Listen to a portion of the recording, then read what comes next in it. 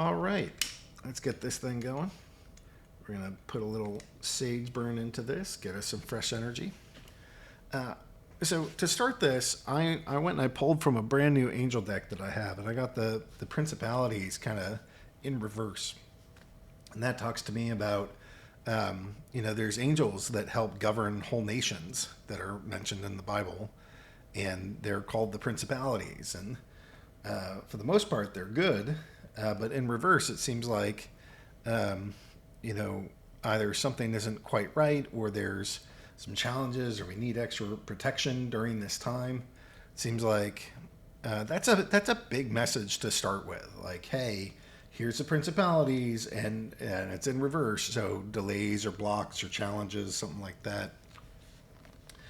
And then from the Wisdom Oracle deck, we have mending and peace, but the peace is in reverse. So mending talks about sort of purposely trying to fix things and coming into harmony, forgiveness, and working with one another.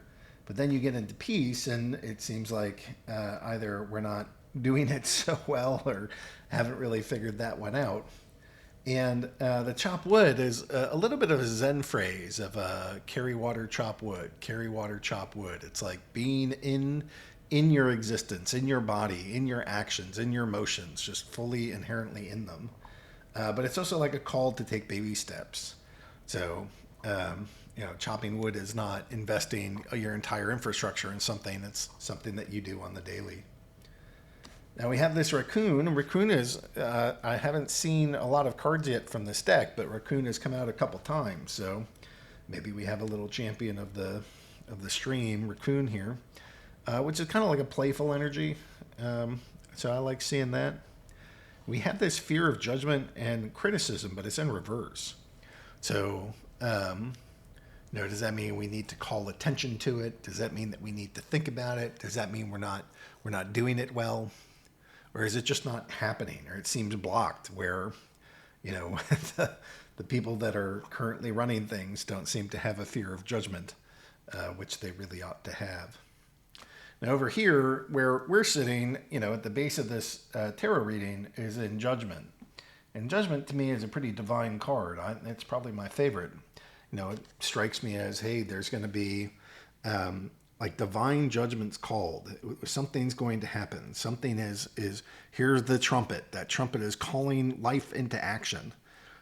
So I love it. That's one of my favorite cards. And then underneath that is the sun. So despite this kind of reading that has a fair amount of negativity to it, the principalities in reversed and no fear of judgment, followed next by the freaking tower in reverse. So, our present instances are something like delayed catastrophe, either fear of collapse, fear of problems. The tower can be a good thing, breaking down structures that aren't built on sound foundations, while painful initially, can bear fruit later. The hermit talks about being kind of in a reflective space, that you kind of go inside to find the answers, and you focus on all the inner work that you have to do, which here might represent the light worker collective still struggling and trying to find balance. But again, I keep getting back to this whole reading starts with the principalities, that nations don't seem well balanced right now. So either our nation's going into hermit mode, or it needs some self-reflection of how we're operating.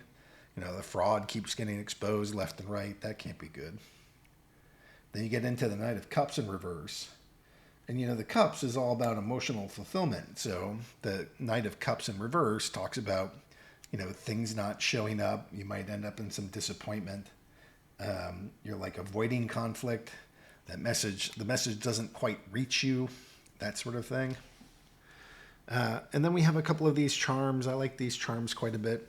The golden ones, I think, are the ones that kind of talk to a higher calling. So you have a heart within a heart, and that heart is black. So maybe there's something, I keep getting negative things out of this reading, going back to the principalities in reverse. There's some divine protection at play. So, everything is happening for a reason, and we're part of that reason, and we should be okay. The ladybug is a super lucky thing to me personally, but just generally, I think it's a sign of luck.